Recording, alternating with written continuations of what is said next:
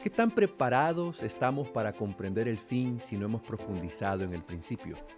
¿Será posible que estamos tratando de entender el desenlace de la historia sin conocer su origen? Esto y más en tu Escuela Sabática Práctica.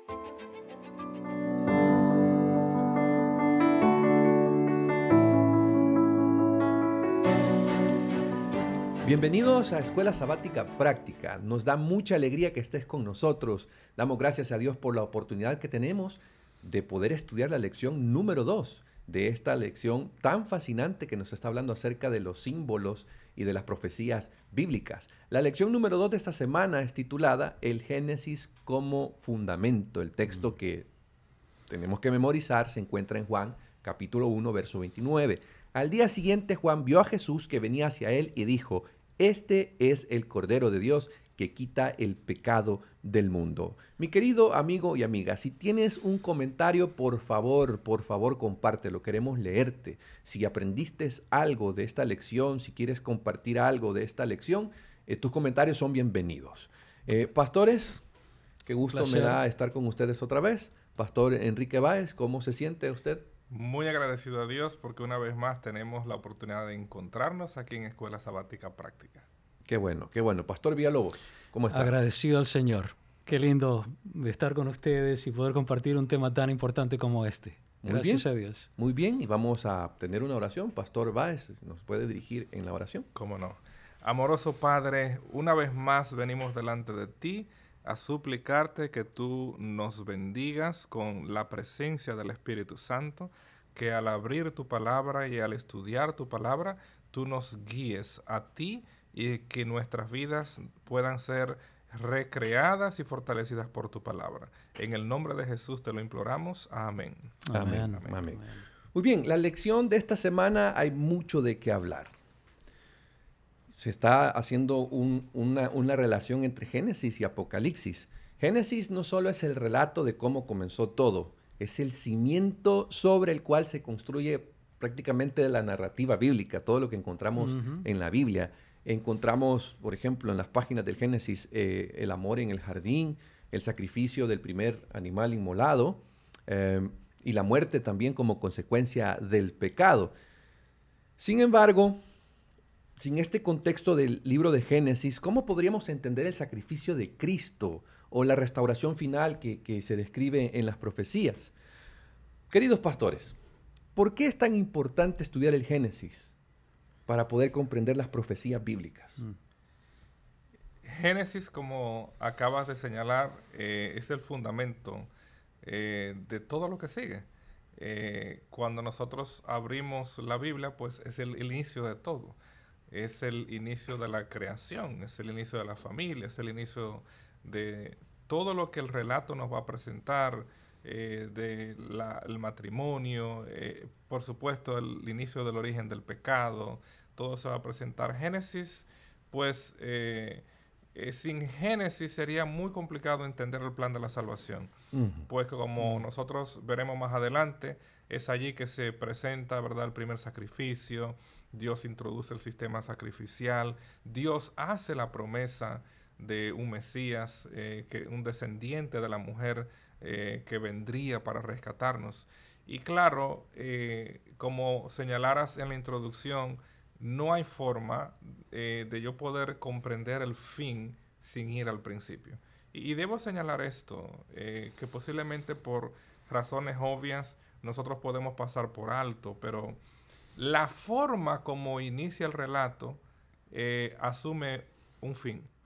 Es decir, la palabra que se utiliza, Bereshit, en el principio, anticipa una última parte. Quiero aquí explicar esto porque ustedes pueden decirme, bueno, por supuesto, hay un principio, debe haber un fin. No.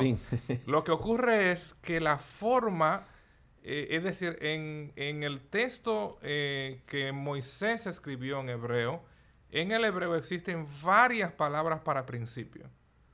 Y el término que él usó en Génesis 1.1 es uno de esas palabras. Por ejemplo, otra palabra que se usa en el texto de Génesis, Batejilá, significa en principio.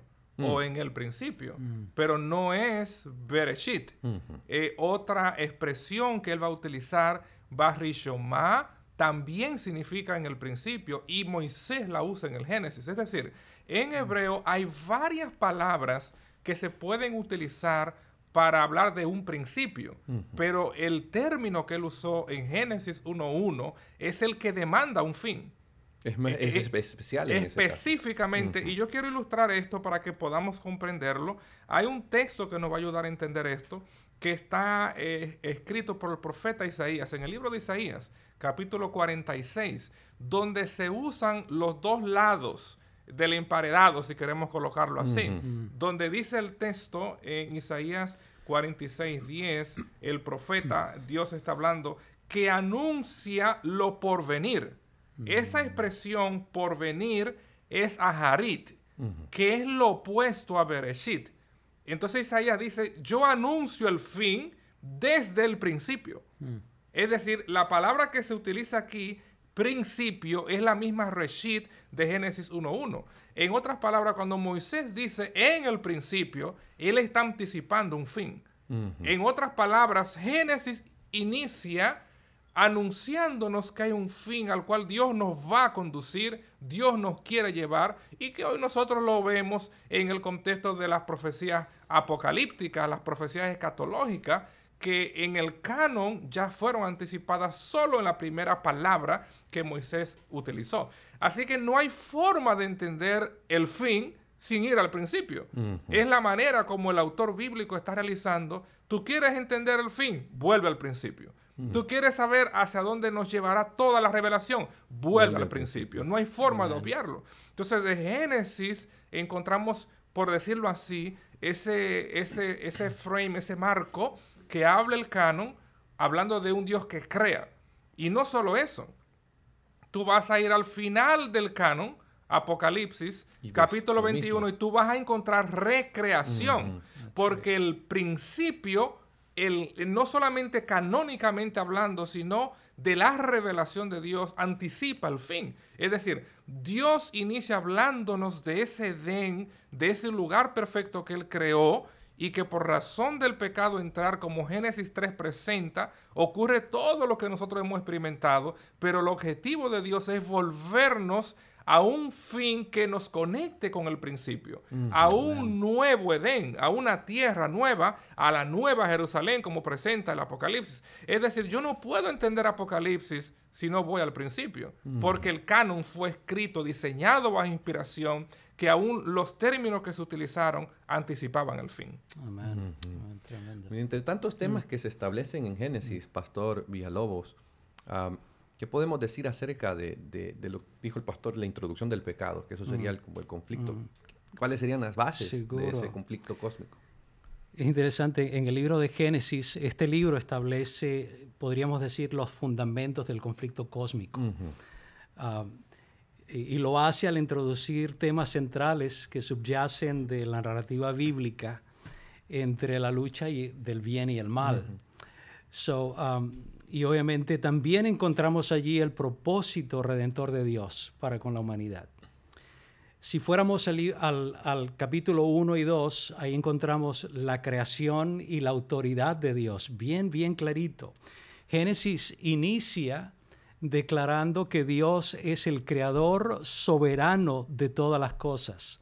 Su autoridad absoluta queda demostrada. Ahí está bien lindo, queda demostrada al ordenar la creación por medio de su palabra. Pero eso lo encontramos de manera muy linda. Dios, miramos ahí en Génesis 1 y 2, Dios como el gobernante legítimo, pero no solamente de esta tierra, de todo el universo.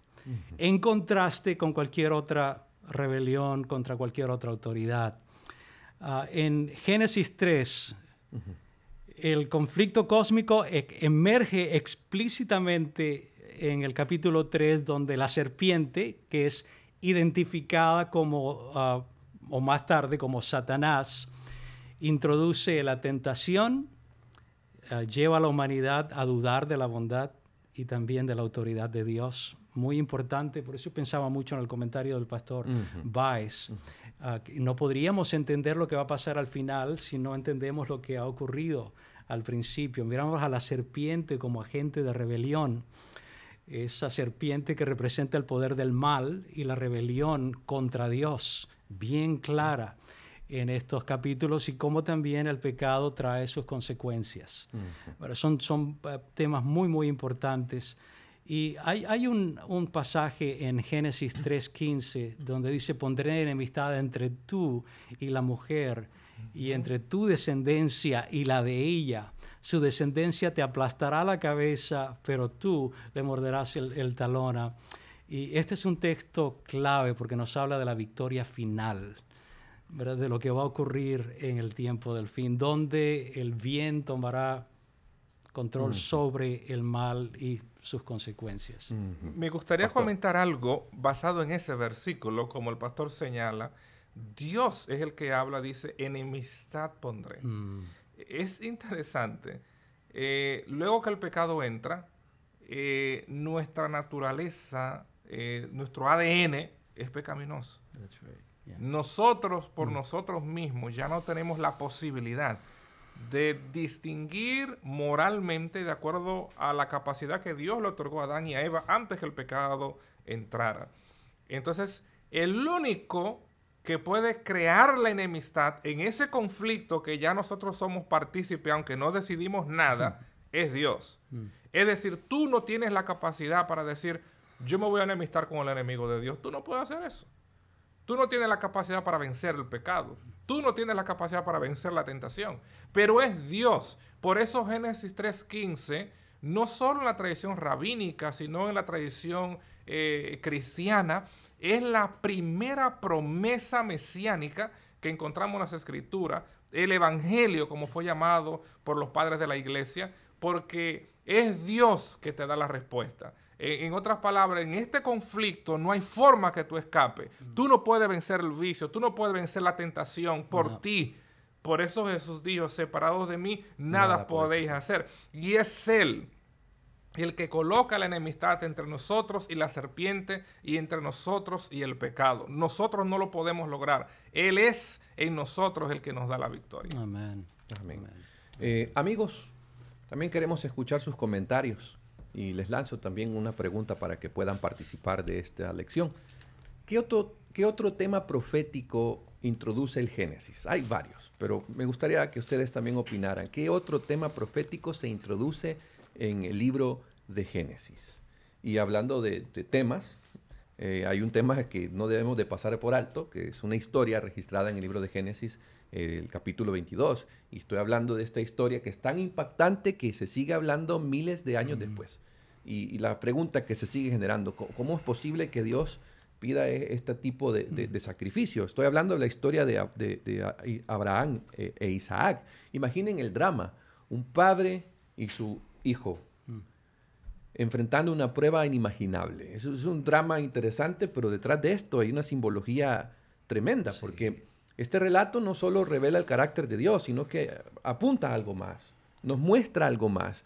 Pero pocas veces nos ponemos a reflexionar que aunque es una historia dramática y a veces uno se pregunta por qué Dios pide esto, pero tenemos que reflexionar en el amor que se refleja en esto, en un amor divino que se está anticipando, algo que viene adelante. Así es. Pastores, ¿qué lecciones podríamos aprender de esta historia de Abraham e Isaac? ¿Qué lecciones podríamos sacar de este sacrificio, como le hemos llamado, el sacrificio de Isaac? Yo creo que tus padres fueron inspirados por esta historia, ¿verdad? Sí. Porque te llamaron Isaac. De una u otra forma, tú eres parte de la historia. Así es.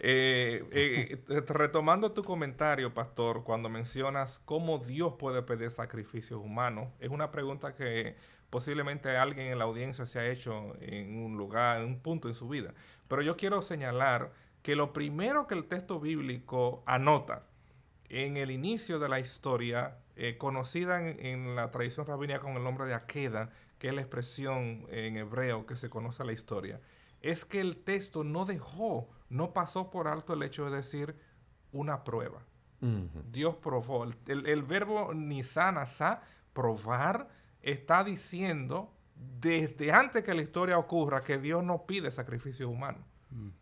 Es decir, el uso que usa el autor bíblico de ese verbo está diciendo, aunque Abraham no sabe tú como lector hoy sabes que cuando leas esta historia, Dios no va a sacrificar al muchacho, porque Dios no pide sacrificios humanos. Lo que el texto está diciendo no es una prueba. Abraham no sabe, lo sabía. pero nosotros lo Pero sabemos sí. hoy. Wow. Y entonces nosotros no podemos decir cómo Dios le puede hacer ese pedido a Abraham, porque el texto te está diciendo que es una prueba. Del texto, antes de que tú lo leas, te está diciendo no vayas a creerte que Dios le pidió que mate al muchacho. Es decir, Dios nunca pidió, y esto es interesante, Dios no pidió sacrificios humanos jamás, pero sí se ofreció Él como un sacrificio no solo humano, sino divino. Amén. Él dio lo que nunca pidió. En otras palabras, aunque el pecado demanda la muerte del pecador, Dios ofreció el cordero, como nosotros entendemos, ¿verdad? Desde Génesis 3:21. Entonces, en esta historia, como tú has mencionado muy bien, Dios está revelando parte de su ser. Y claro, es la historia que pone, ¿verdad?, en puntitas de los pies a todo lector, ya sea cristiano, ya sea judío, ya sea árabe. Todos venimos a esta historia entendiendo, ¿verdad?, que lo que está ocurriendo es inaudito, pero al mismo tiempo es una historia que del lado de Abraham nos permite tener un cuadro de cómo Dios decidió actuar. Y esto es importante. Abraham solo escucha. Y la expresión de Abraham fue Hineni. La expresión de Abraham es, ¿qué es lo que tengo que hacer? Abraham no cuestiona a Dios. Abraham ha recibido el cumplimiento que Dios le dio en Génesis 12, de que en ti serán benditas todas las simientes de la tierra, y esa es la simiente a través de la cual vendría el descendiente que iba a bendecir a todas las naciones.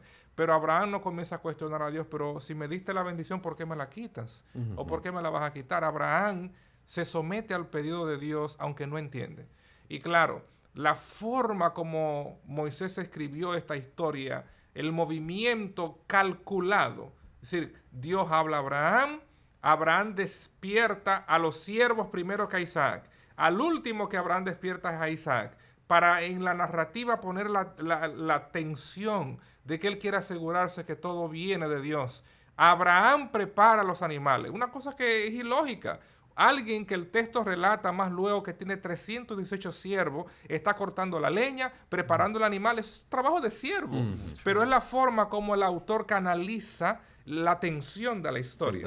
El drama en la historia. Entonces, claro, como vimos en la semana, llega ese punto de que Abraham llega al lugar que Dios le había dicho que iba a hacer el sacrificio, le dice a los siervos esa declaración electrificante: quédense ustedes aquí, que el muchacho y yo iremos, adoraremos y volveremos. Y el autor de Hebreos rápido toma esa expresión y dice, él creía en resurrección. Y sabemos que es así. Es decir, y aquí hay tanto que pudiéramos extraer, pero un concepto, tú adoras no porque tú te alegres y que tú levantas los brazos, no, adoración no tiene que ver nada con la expresión exterior nuestra. Abraham está diciendo, aún en la tensión más grande de mi existencia, en el estrés más grande que yo puedo estar pasando, yo adoro a Dios. Porque la adoración no tiene que ver con que tú te sientas contento, es que tú reconoces quién es Dios. Y si Él es el autor de la vida, si Él es el creador, Él merece. Él es el único digno de ser adorado,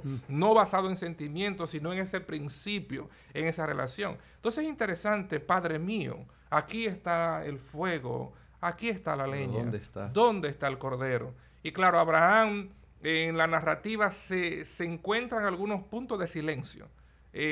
El padre y el hijo caminan juntos, no hablan, porque no hay mucho que se pueda elaborar. Entonces, desde ese punto de vista, Abraham está revelando el carácter, la tensión que el padre va a sufrir cuando el hijo venga a morir por nosotros en la cruz. Pero del otro lado, Isaac está representando a ese Jesús. ¿Cómo un muchacho, si le estimamos que podía tener 15, 17 años, se va a dejar atar de un anciano, ya un hombre adulto, avanzado en edad? Isaac tenía fuerza para resistirse a que su padre lo amarrara, lo atara, pero el hecho de que Isaac enmudece, Isaac no resiste lo que su padre le explica que va a pasar. No sabemos cuándo Abraham le explica a Isaac esto es lo que va a pasar. Lo que la historia narra es que en un momento lo ata y ya está listo para sacrificarlo. Es decir, aquí vemos ese modelo. Él cargó la leña, así como Cristo va a cargar la cruz. Isaac enmudeció delante de su padre, así como Isaías va a describir que él enmudeció delante de sus trasquiladores. Es decir, Isaac anticipaba al Mesías en muchas direcciones, el hijo de la promesa, el hijo anunciado, como Jesús fue anunciado desde el Edén, el hijo de la promesa. Pero al fin del día, hermanos, en esa historia se conjugan tantas cosas, y yo resumo esa historia. Sé que el tiempo no es nuestro aliado diciendo esto. Adelante, pastor. Cuando Dios, es el primer texto, como se rastrea en la lección, que se usa la palabra ahav, amar. El verbo amar por primera vez ocurre en esta historia. Cuando Dios le dice, toma a tu hijo a quien tú amas. Dios sabe que Abraham ama al muchacho por muchas razones. Pero yo creo que ustedes me pueden entender aquí. En el texto hebreo, el término amar es ahav. Y ese verbo, curiosamente, viene de otro verbo, que no es lo común. Generalmente una raíz verbal produce sustantivo en el texto original o en el idioma bíblico del hebreo. Pero el verbo ahav, amar, viene de otro verbo.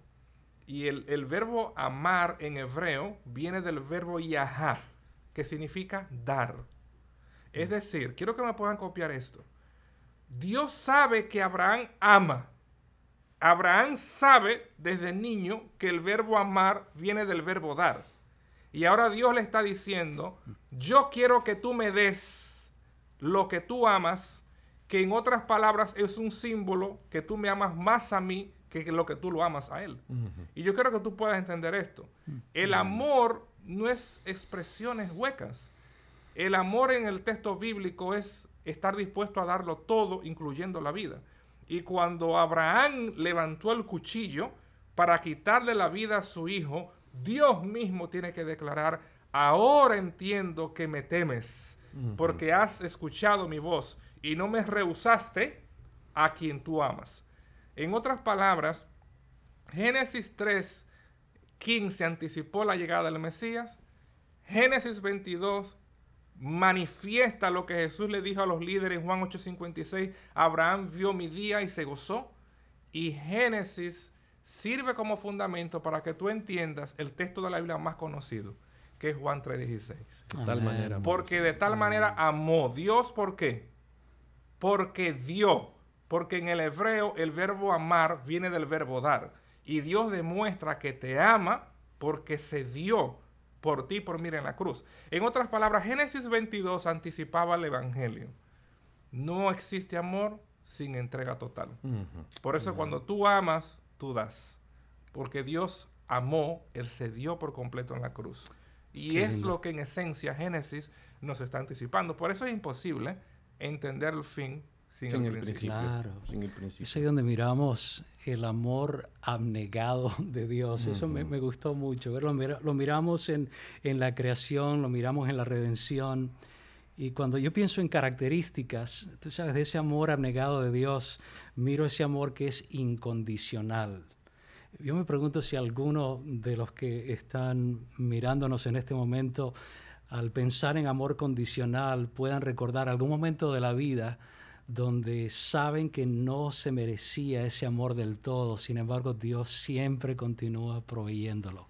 Siempre nos lo da. Ese amor sacrificial que tuvo por nosotros, ese amor redentor que tuvo por nosotros. Es algo especial.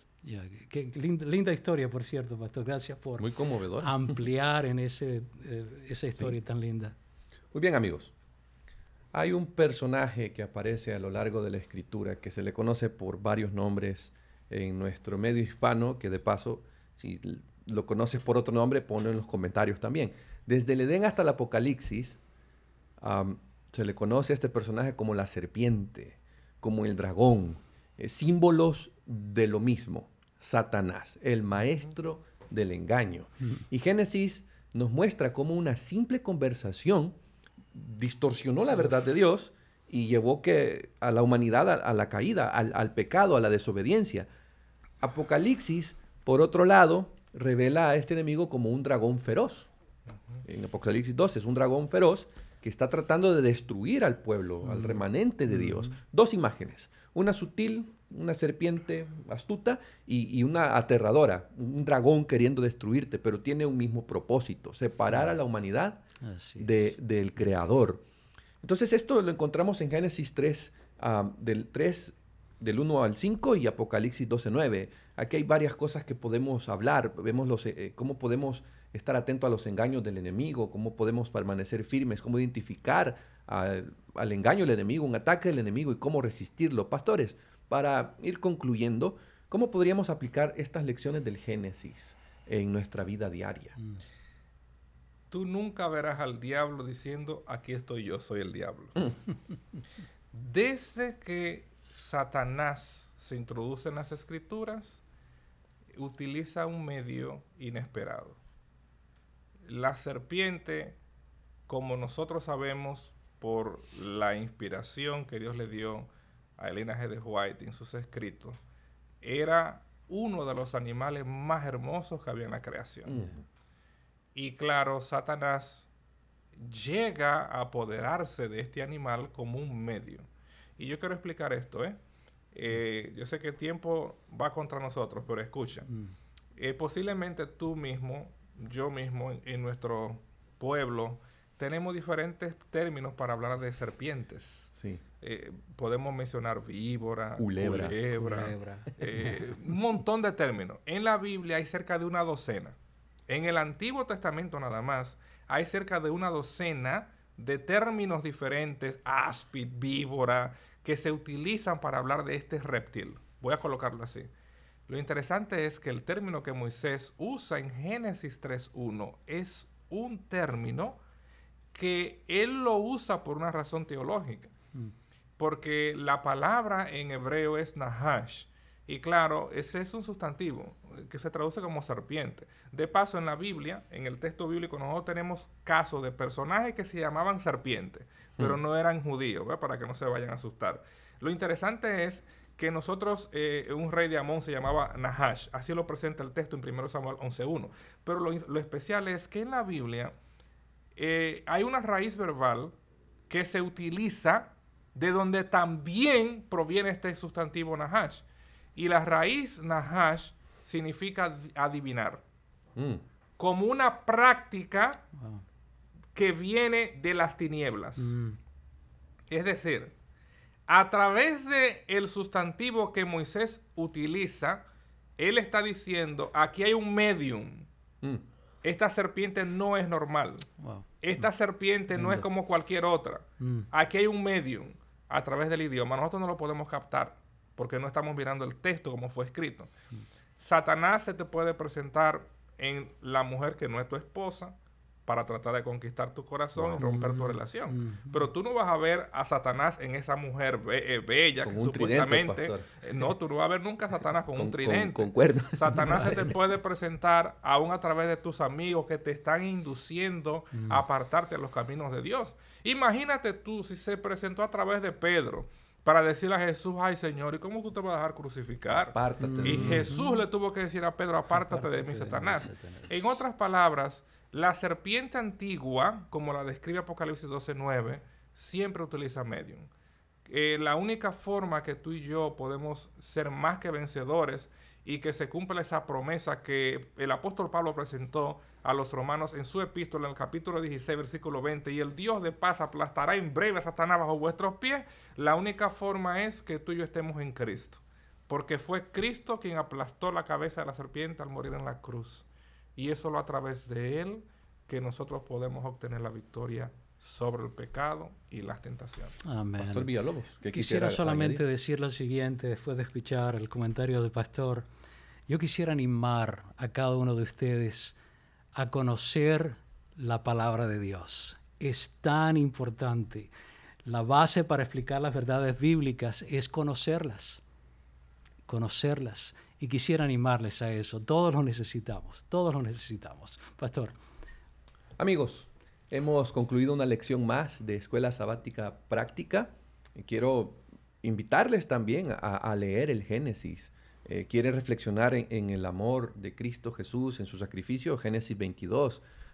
Génesis establece esas bases para entender el amor, la redención, el sacrificio, y conocer estas verdades va a fortalecer tu fe, va a fortalecer no solo en conocimiento, sino que también te va a preparar para los tiempos finales. Porque, recuerda, si quieres conocer el fin, tienes que ir al principio. Amén. Esto ha sido Escuela Sabática Práctica. Bendiciones.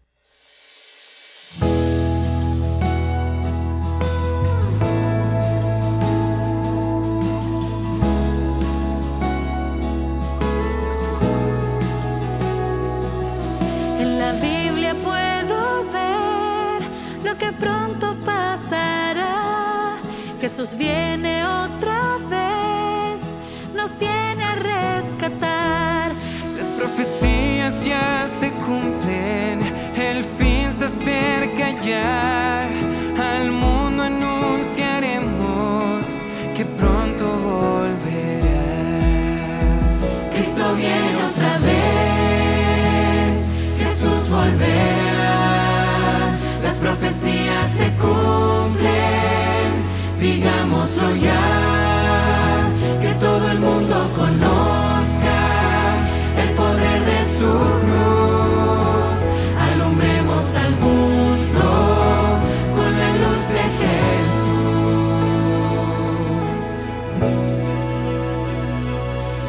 En la Biblia puedo ver lo que pronto pasará. Jesús viene otra vez, nos viene a rescatar. Las profecías ya se cumplen, el fin se acerca ya. Al mundo anunciaremos que Cristo volverá. Cristo viene otra vez, Jesús volverá. Las profecías se cumplen, digámoslo ya, que todo el mundo conozca el poder de su cruz. Alumbremos al mundo con la luz de Jesús. Cristo viene otra vez, Jesús volverá.